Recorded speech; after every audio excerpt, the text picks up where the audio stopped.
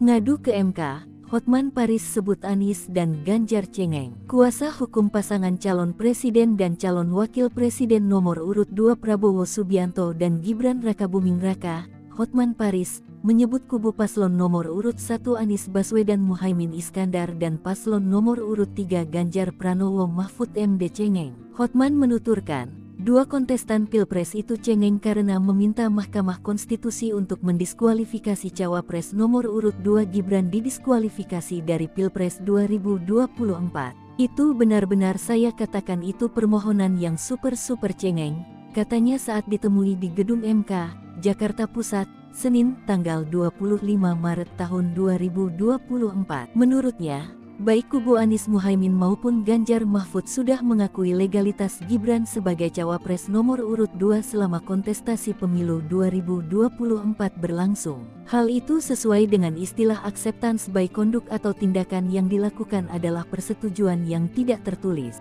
Kedua, saat debat cawapres berlangsung, Gibran diakui sebagai salah satu kontestan pemilihan presiden oleh seluruh paslon yang berlaga. Kok sekarang KPU disalahkan? Jadi menurut kami, rada cengeng gitu, imbuhnya. Diketahui, paslon Anies Muhaimin dan Ganjar Mahfud mengajukan gugatan perselisihan hasil pemilihan umum PHPU ke MK.